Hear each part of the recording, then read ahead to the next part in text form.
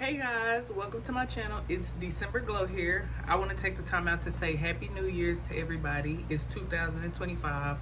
We've made it this far. I know I have previous videos, but on my channel I've been hella inconsistent just due to life, you know, going through stuff, a little bit of depression, all that. But in 2025, I want to work on being more consistent and dropping videos more consistently on my channel and just trying to pick up the momentum, grind, and get it together, get it going. I'm gonna have storytime videos coming, just telling y'all a little bit about what I've been through, a little bit of who, what, when, where, why. If you're new to my channel, subscribe. If you're watching this video, like, drop a comment, and yeah, thank you for tuning in.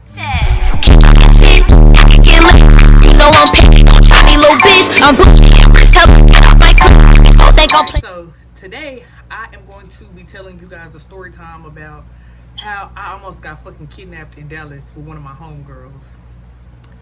So this story takes place in, I'm gonna say about 2019, maybe even 2020. I remember I was about, I'm gonna say 20 years old, 19, 20 years old. And around that time, I remember that I'd just literally be doing shit. Like, I would just be fucking doing shit, like, without even thinking about the consequences of what I'm doing could potentially be. I would just literally be dry ass doing shit. So this particular day, I remember one of my homegirls, we're gonna call her Sam. Okay, so my homegirl Sam, she had hit me up, called me or whatever, and was like, hey, and we stayed, I live in Fort Worth, so we in Fort Worth, and she hits me up and just like, hey, you know, ride with me to Dallas real quick, I'm finna pull up on one of my homeboys. Me, I ain't asked no questions, no who, what, when, where, why, how. I ain't asked no questions. I'm just like, okay, shit, we finna ride to Dallas, let's go. So I ain't asked why we was going to Dallas. I ain't asked what the play was when we got to Dallas, what we was finna do in Dallas. She just asked me to ride with her, and my dumb ass said yes. So she comes through. Around this time, I was staying like on Trinity Boulevard, like Euless, Fort Worth, kind of near the east side a little bit, kind of near Arlington. I'm staying over there, like really kind of by DFW Airport. So we out there, I'm out there, she come pick me up or whatever. And around that time, it was like, I'm gonna say about 8 o'clock at night. And the drive to where she was going was, I believe, like up north, like North Dallas, past downtown and stuff. So it was a little ways out. It was probably about like a 45-minute drive. So she picks me up, we chilling, vibing, listening to music, you know, talking, chopping it up or whatever. And you know, we stopped. I remember we stopped, got some food, you know, we chilling, whoop-de-whoop. And then by that time, we get to the boy house.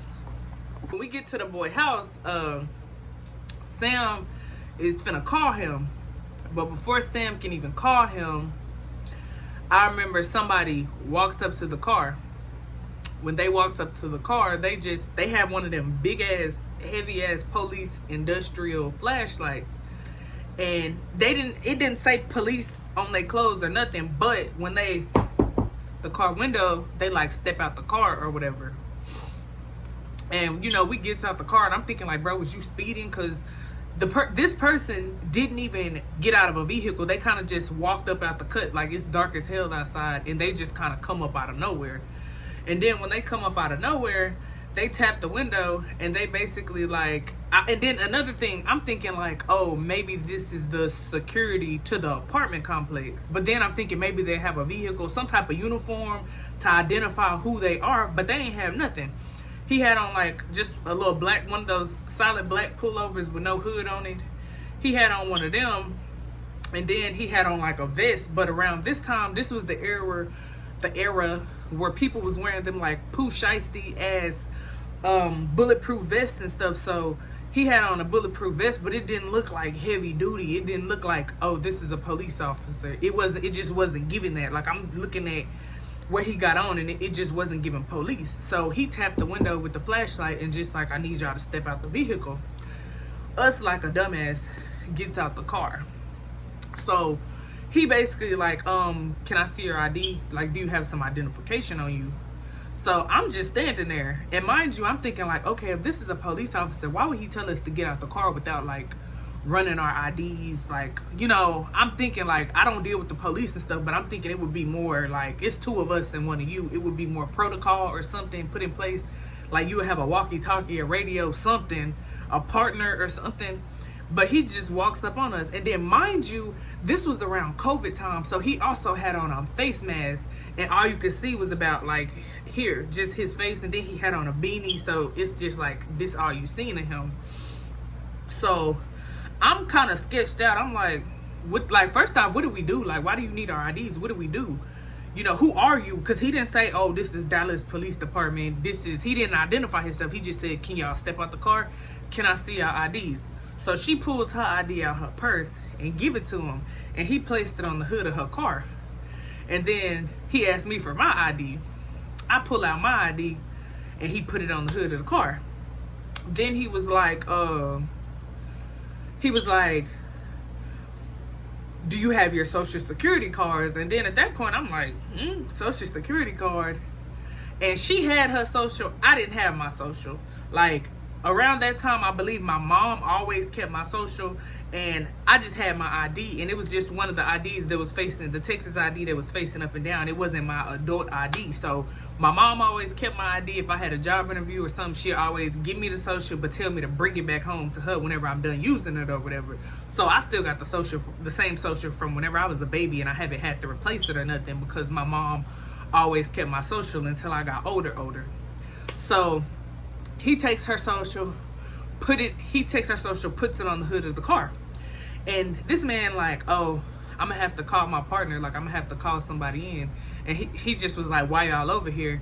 And I'm just thinking, I'm letting her do all the talking because I'm just kind of just peeping the scene. I'm like, the fuck? And she basically was like, she was finna link up with somebody, like she was finna hit a play. And then the man like, oh, prostitution, I'm gonna have to take y'all back into the station. And I'm looking like, and then in my head, I'm like, bro, I'm dumb as fuck for just getting in the car, not asking no questions, no who, what, when, where, why, how, nothing. Just got in the car. Oh, we finna go to Dallas, like a dummy. So when he said social, all that, I'm gonna have to take y'all in. This nigga pulls out a cell phone and calls somebody. It was an iPhone. He takes out an iPhone and calls somebody on the phone. And then he was like, I'm gonna have to cuff y'all. And then proceeds to pull out some zip ties. But how he had the zip ties, it was like the black ones, but he had like looped them together, and he had already had them looped together in his pocket. So he had like 2 pockets full of, like, he had on black cargo pants. So he had the zip ties in the big pockets on the thigh of the cargo pants. So he pulling out the cargo pants, he pulling the zip ties out the cargo pants, and as he moving around, I look at the jacket that he had on, because he had his vest over the jacket, like over the pullover. And whenever he was moving around, like here, how the little bulletproof vest shit was, I seen on his shirt, like if you have a graphic t-shirt and you turn it inside out, how you could kind of tell that it's something on the other side of the shirt. So as he moving, digging in his pockets, I see that it's a picture on the other side. Then I look at this part, like the seam of his jacket, and I see like, bruh, this is not a police officer, and he got his whole shit turned inside out. Then I'm looking at his shoes and stuff. He got on regular black boots, like some black Timberlands. And I'm just like, oh no, he's finna kidnap us. And when he calls somebody, he on the phone, and like he wasn't talking professional or nothing. He just like, oh, pull up, like I'm in the apartments, pull up, like bring the car over here. And I'm just like, nah. And y'all tell me if I'm wrong for this. When he told somebody pull up, my friend putting her hands behind her back and shit. Sam putting her hands behind her back. And whenever he trying to zip tie her, I grabbed, because whenever I got out the car, I had my purse and I took everything that I had brung to her car. I had took it out. And I remember I had like a denim over the shoulder bag, and it was like a little flap on it. It wasn't too much of shit in there. Just like a couple dollars, my ID, just lip gloss, like little bullshit. So I could hold the purse in my hand. And I remember both of our purses was laying on the hood of the car, and our IDs was still right there when he was trying to zip tie her wrists and stuff. And he was on the phone, and he had put the phone on speakerphone, and he just had the phone kind of laying like right here, and he talking and shit, phone on speakerphone. And I'm thinking like, if this a law, he gonna have a walkie-talkie, like you know what I'm saying? It's gonna be more protocol, more professional. But I'm like, bro, this is a hood nigga, and they finna kidnap us or do us in, or something bad is gonna happen from this. So when I see her putting her hands behind her back, he trying to zip tie her, I grabbed my shit, grabbed my ID, grabbed my purse, and I took off running. I take off running. I'm running through some apartments. And wherever we was at in Dallas, it was a street, and it was apartments on this side of the street and apartments on that side of the street. And whenever I was running, I hid. Then, mind you, the friend Sam that I was with, her phone was off. So when she was contacting me, hitting me up, it was off of Wi-Fi type shit. Like, when she was hitting me up, she would use Wi-Fi. So when we was together, she was using the hotspot on my phone to communicate with me. So I takes off running. I'm running. And how the apartments were set up, it was like steps and shit. And it was like a breezeway. The steps, and underneath the steps, it was like boarded in, like cemented in, to where I just crawled up under the stairs and just sat, and I ran to a random building and just got under there and hid. Whenever I got under there and I hid and shit or whatever, I stayed there for about like, I'm gonna say like 15 minutes, 20 minutes. And then I was like, fuck, I'm worried about her, wondering like, what the fuck is going on? Like, where is she at? I don't see her nowhere.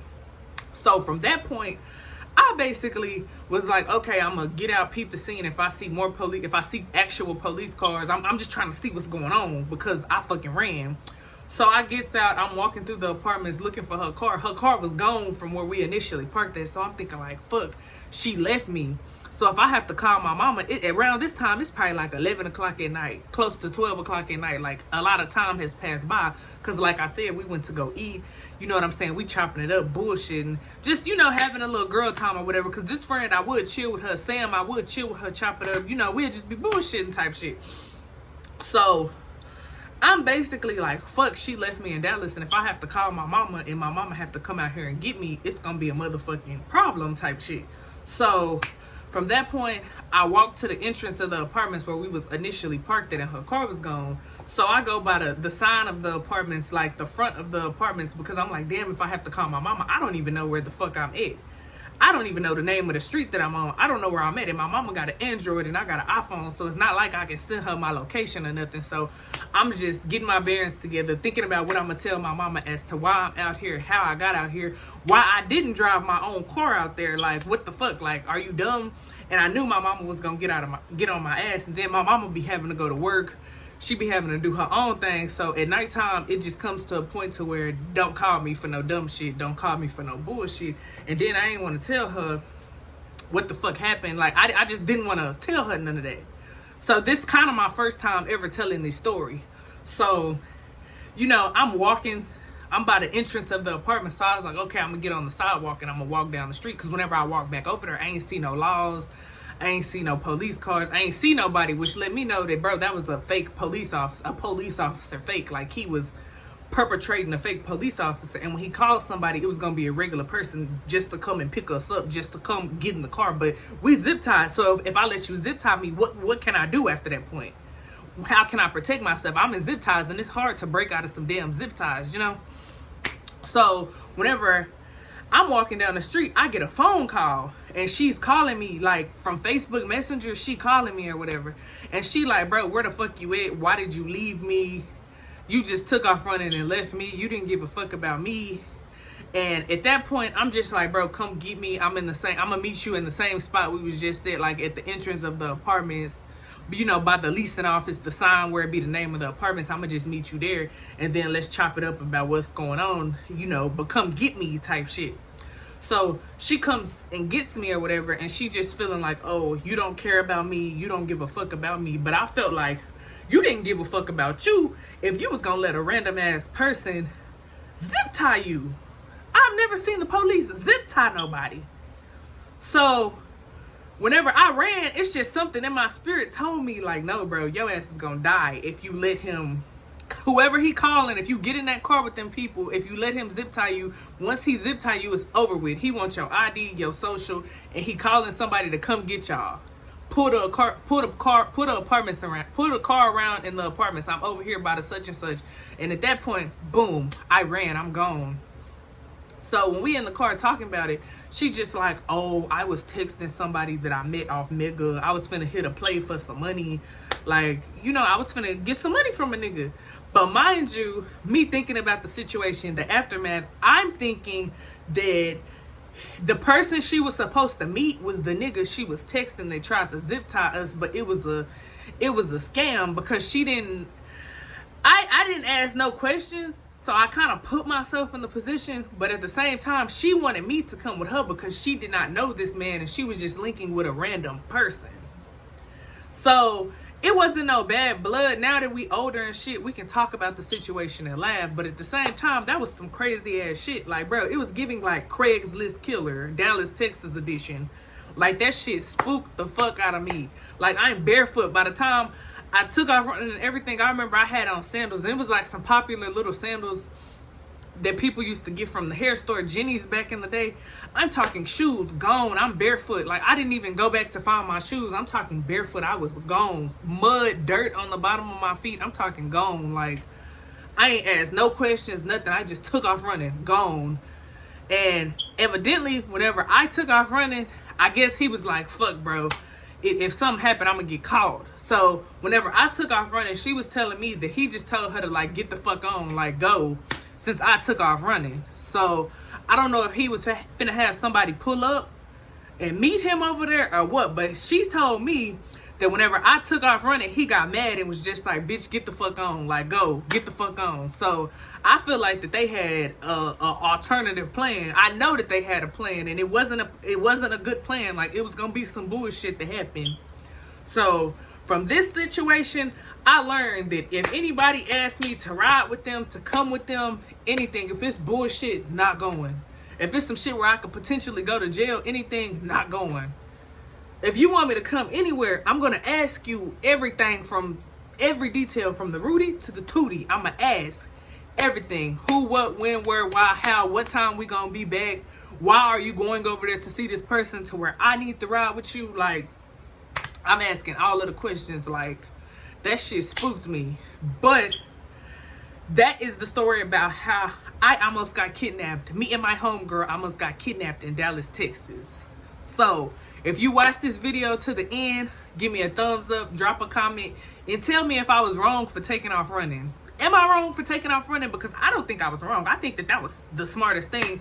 And I'm thinking like, okay, she had her keys and stuff. So I'm thinking if I ran, she was going to run too. But she just stood there and was just like, and I'm like, okay, you tripping. But y'all comment and tell me if I was wrong for running. I don't think I was. But hey, thank you for watching this video. Peace.